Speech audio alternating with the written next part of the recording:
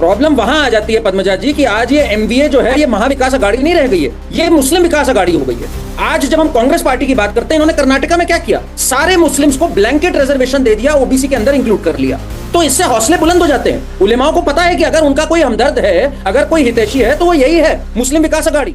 क्या किया उद्धव ठाकरे ने? उद्धव ठाकरे ने कहा वक्फ को कोई छू नहीं सकता। जिनके पिताजी ये कहते थे कि वक्फ की कोई जगह नहीं है, क्या ये एक इस्लामिक राष्ट्र है, उनके सुपुत्र आज कह रहे हैं वक्फ को कोई छू नहीं सकता। पालघर साधुओं में जिन्होंने सीबीआई प्रोब नहीं ऑर्डर किया, सीएए पे राज्यसभा से जो बाहर निकल गए, एआईएमपीएलबी जो all India Muslim personal law board है, उनके लोगों से मिलकर कह रहे हैं हाँ भाई यूसीसी से दिक्कत आ सकती है, वो व्यक्ति ऑब्वियस सी बात है, उलेमा समझते हैं कि इनके पास जाओ और अपनी मांगे पूरी करो। कौन सी मांग उनकी नहीं पूरी हुई है?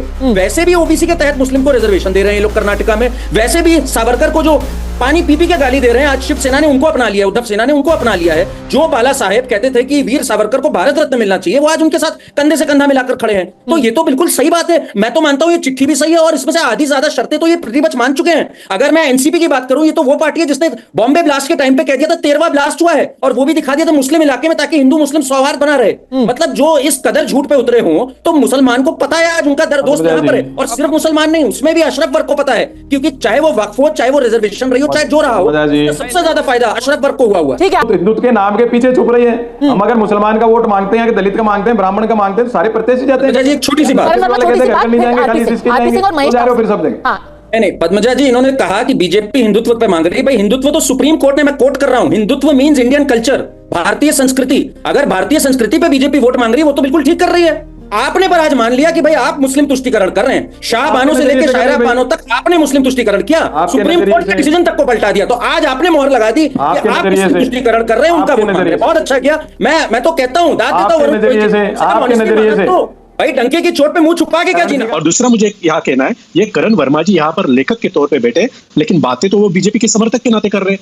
उन्हें भी समझना चाहिए, वो अभी एनसीपी ने 93 में 13वां ब्लास्ट किया और क्या किया, ये बातें कर रहे। क्या ये सीबीआई में थे? क्या ये सीआईडी में थे? इनके पास किस आधार पर ये आरोप लगा रहे? रुको जरा, सबर करो। ये शरद पवार जी ने अपने एक इंटरव्यू में किया था, उसकी क्लिप भी बहुत वायरल हुई। बात बनी है, ये शरद पवार जी का एक इंटरव्यू था, वो बहुत वायरल हुआ था। झटका जरा सा महसूस हुआ है। सुनिए उसकी, अगर ये आप जो बात बोल रही है सो-कॉल्ड बातें, तो उसका नतीजा क्या निकला? अगर शरद पवार जी ने ये किया था, उन्होंने क्या कहा था कि दंगे रुक जाए, ब्लास्ट जो हुए, दंगे नहीं होने चाहिए, इसके लिए उन्होंने अगर, हाँ सुनिए अभी बीच में मत बोलिए प्लीज, मैं आपके बीच में नहीं बोला था। अगर किसी अच्छी चीज के लिए अगर उन्होंने कुछ कहा होगा, तो उसका आज ये क्यों निकाल रहे? उससे क्या नुकसान हुआ? अगर दंगे रुक गए तो अच्छी बात है कि बुरी बात? 2 दिन में पलट गया। नहीं, देखिए महेश जी ने क्या पलटी मारी। पहले जब उन्हें पता लगा कि पकड़ी नहीं जाएगी बात, बोल दें कि आपको कैसे पता, आप क्या सीबीआई में थे? जहां आपने पॉइंट आउट किया कि भाई इनका वायरल इंटरव्यू, मैंने सो कॉल्ड कहा, नहीं आते, बीच में मत बोलिए, आप बीजेपी के समर्थक के नाते मत बोलिए। पद्मजा जी क्या तरीका है, मैं बीच में बोल नहीं रहा हूँ, बीच में बार-बार बोल रहे हैं। जहां इनकी बात पकड़ी जाती है महेश जी को, इन्हें डिबेट का सलीका नहीं है, तो फिर ना है बात करने का। आप भी बीच में तो बोले थे मेरे। नहीं, मैं चुप हो गया था जब आपने बोले, मैंने भी आपको चुप रही है। अब आपकी चोरी पकड़ने जा रहा हूं मैं यहाँ पर। आपने जब शुरुआत में चोरी वगैरह कोई नहीं कर रहा है, लेखक चोरी है, ये विचारों की चोरी है। अभी ये कह रहे थे आपसे कि क्या ये सीबीआई में काम करते हैं जो इनको ये बात पता है? ऐसा तो कभी कहा ही नहीं। फिर आपने इनको पॉइंट आउट किया कि भाई एक वायरल इंटरव्यू है। ये अपने खुद शरद पवार जी का इंटरव्यू तो सुनते नहीं है, बिना पढ़े लिखे आ गए इस चीज पे। अब जब बता दिया तो कह रहे हैं तो बहुत अच्छा झूठ है, नेक झूठ है, सेक्युलर झूठ है, भाई हिंदू मुस्लिम एकता दिखाने के लिए झूठ है। आपने झूठ बोल दिया एक कम्युनिटी के बारे में कि वहां पे 13वां ब्लास्ट हुआ, ताकि आप लीपा पोती कर सके, और आप उसको अच्छाई का हिजाब पहना रहे हैं यहाँ पर। मतलब शर्म आनी चाहिए कि आप एक कम्युनिटी को ब्लेम कर रहे हैं कि वहां पर भी ब्लास्ट हुआ था और उस पे आप चुका पहना रहे। जो 12 ब्लास्ट हुए थे उसके जो असली जिम्मेदार थे उनका नाम लेने की हिम्मत करिए, ना कि हिंदू मुस्लिम की एक फर्जी एकता दिखाइए। अगर जिसने गलती करी है उसको पकड़िए, लीपा पोती करने का काम मत करिए। आज से क्या लेना देना? इसकी दुकान बंद बात करनी है इस चिट्ठी से और उलेमा बोर्ड से, इसका क्या लेना देना है करण वर्मा? आप ये कनेक्शन क्या कर रहे हैं? मैं बता रहा हूं, क्योंकि इनको हमेशा से हमदर्दी रही है। मैंने आपसे क्या कहा, ये मुस्लिम विकास अघाड़ी है। चाहे एक बॉम्ब ब्लास्ट तक इन्वेंट करना पड़ जाए एक वर्ग को क्लीन चिट देने के लिए, तो ये कर देंगे। तो इन्हीं से तो बात करेंगे। लेकिन अगर योगी जी या नरेंद्र मोदी जी सिर्फ एक धर्म के लोगों को, जैसे कि हिंदू लोगों को कहें कि आप बटेंगे तो मुझे, धर्म बोला? आप अभी बीच में मत बोलो। किसने धर्म बोला? आप झूठ बोल रहे हैं यहाँ पर। कंप्लीट करने दो पद्मजा धर्म जी, की मुझे बात complete किसने करने दो। करी? पद्मजा जी बटेंगे सिर्फ तो बटेंगे।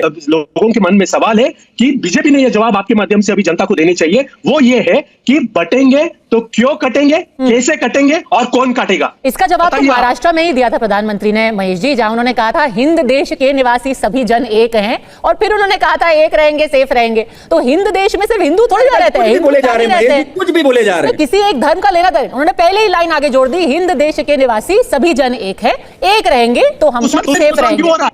तो ये केवल एक दूसरा क्यों कर रहे हैं? तो मैंने भी वही कहा, अगर सिर्फ आप एक धर्म से नहीं कह रहे तो हम सब एक है ही, तो हिंदू मुसलमान वोट बैंक क्यों कह रहे हैं? जी एक सेकंड, एक अबू सेकंड। आजमी ने इंडिया अलायंस के खड़े होकर कहा अगर हमारे 10-15 मुस्लिम एमएलए हो जाए तो हम बताएंगे। फेक न्यूज, फेक नैरेटिव्स, करण वर्मा, अब तो दोनों पार्टियों ने कह दिया है। तो कौन माहौल बनाने की कोशिश कर रहा था महाराष्ट्र के अंदर? क्या हिंदू मुस्लिम करने की कोशिश की गई? करण वर्मा, दोनों पार्टियां कह रही हैं और हमें उम्मीद है, चिट्ठी आज बाहर आई है, 1 महीने पहले की है, दोनों तरफ से एफआईआर भी की जाएगी। ये पद्मजा जी, शरद पवार एक बहुत पुराने मंझे हुए खिलाड़ी हैं।